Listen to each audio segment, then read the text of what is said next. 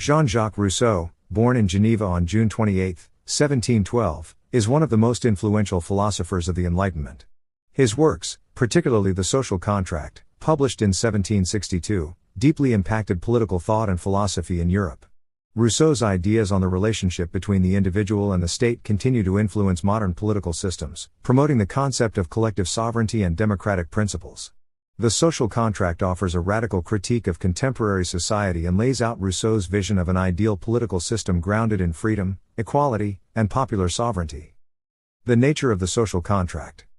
In The Social Contract, Rousseau begins by addressing the fundamental problem of political authority. He opens the work with a famous statement, "Man is born free, and everywhere he is in chains." This paradox illustrates Rousseau's belief that although humans are naturally free, societal institutions often suppress that freedom. According to Rousseau, legitimate political authority is not derived from divine right or inheritance but from an agreement, or contract, among the people. This contract is designed to preserve the natural freedom and equality of individuals while ensuring collective security and governance. The social contract requires that individuals give up some of their personal freedoms to the collective will of the community. However, unlike earlier theories of governance based on monarchy or divine rule, Rousseau emphasizes that the sovereignty of the people must be absolute. In other words, the authority to govern should not rest with kings or aristocrats but with the people as a whole.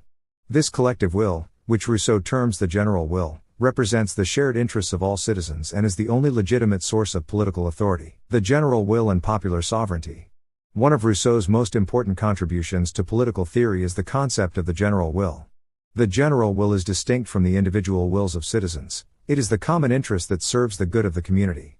Rousseau argues that the general will should guide the actions of the state, and any laws or policies that deviate from it are illegitimate. While individuals may have personal desires and preferences, when they participate in the social contract, they must prioritize the general will above their own interests. Rousseau insists that the general will is always right, and the decisions made in its name are binding on all citizens. He acknowledges that individuals might not always agree with the general will, but they must conform to it for the sake of the common good. This concept underscores Rousseau's belief in popular sovereignty, the idea that power originates from the people and that governments exist to serve the collective interests of the population. Any government that acts against the general will is not legitimate and can be overthrown. Freedom and equality. For Rousseau, freedom and equality are inseparable from the social contract. He believes that true freedom is not simply the absence of restraints but the ability to live according to laws that one has prescribed for oneself through participation in the collective decision-making process. In this sense, the social contract does not diminish individual liberty, rather, it transforms it. By entering into the social contract, individuals gain civil liberty, which is superior to natural liberty because it is regulated by the general will and serves the common good. Equality is another core principle of Rousseau's vision of society. In his view, political equality, meaning the equal participation of all citizens in shaping the laws and policies of the state, is essential for maintaining freedom. He rejects the notion of aristocracy or monarchy, where political power is concentrated in the hands of a few. Instead, Rousseau advocates for a form of government where all citizens have an equal voice. Economic equality is also important for Rousseau, as extreme wealth disparities can lead to corruption and undermine the social contract. While he does not advocate for absolute economic equality, Rousseau argues that society must strive to reduce the gap between the rich and the poor to ensure that all citizens have a stake in the community. Forms of government. In the social contract, Rousseau distinguishes between different forms of government: democracy, aristocracy, and monarchy. However, unlike many political philosophers of his time, Rousseau does not believe that one form of government is universally best. Instead, he argues that the ideal form of government depends on the size and nature of the state. For small states, democracy, where all citizens have a direct say in decision-making, is the best system. For larger states, aristocracy, where elected representatives govern on behalf of the people, may be more practical. Monarchy, on the other hand, is best suited for very large states, though Rousseau is generally skeptical of monarchical power. Despite his recognition of these different forms of government, Rousseau remains committed to the idea that the general will must always be sovereign, regardless of the government structure. He also emphasizes that any government must be accountable to the people and subject to the will of the majority. If a government fails to represent the general will or violates the social contract, it loses its legitimacy and can be replaced. Critique of private property.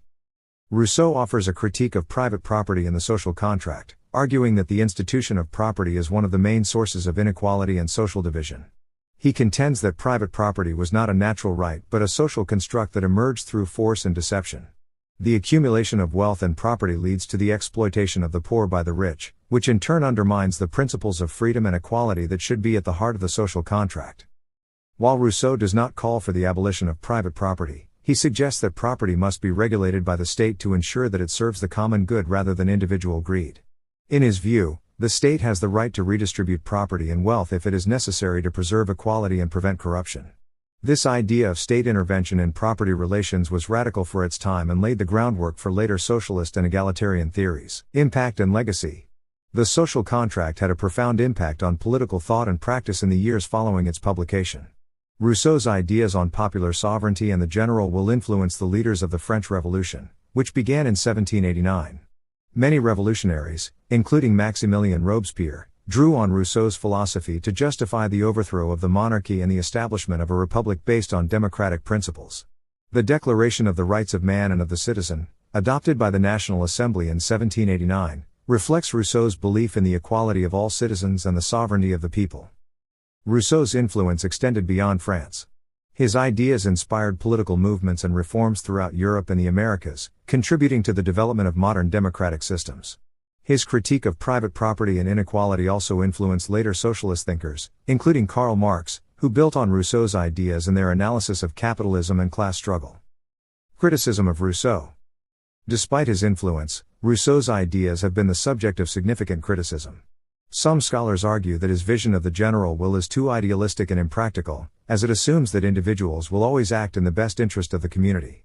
In reality, human nature is often selfish, and it can be difficult to achieve consensus on what constitutes the general will. Others criticize Rousseau's views on property and economic equality, arguing that his proposals for state intervention in property relations could lead to authoritarianism. Additionally, some critics contend that Rousseau's emphasis on the general will could justify the suppression of individual rights in the name of the common good. This concern became particularly relevant during the Reign of Terror in France, when the revolutionary government, influenced by Rousseau's ideas, justified violent repression as necessary to protect the general will. Jean-Jacques Rousseau's The Social Contract remains one of the most important works in political philosophy. His ideas on popular sovereignty, freedom, equality, and the general will continue to shape debates about democracy, justice, and the role of the state in society. While his ideas have been both celebrated and critiqued, Rousseau's vision of a society based on collective freedom and equality remains a powerful ideal that continues to inspire political movements and thinkers to this day.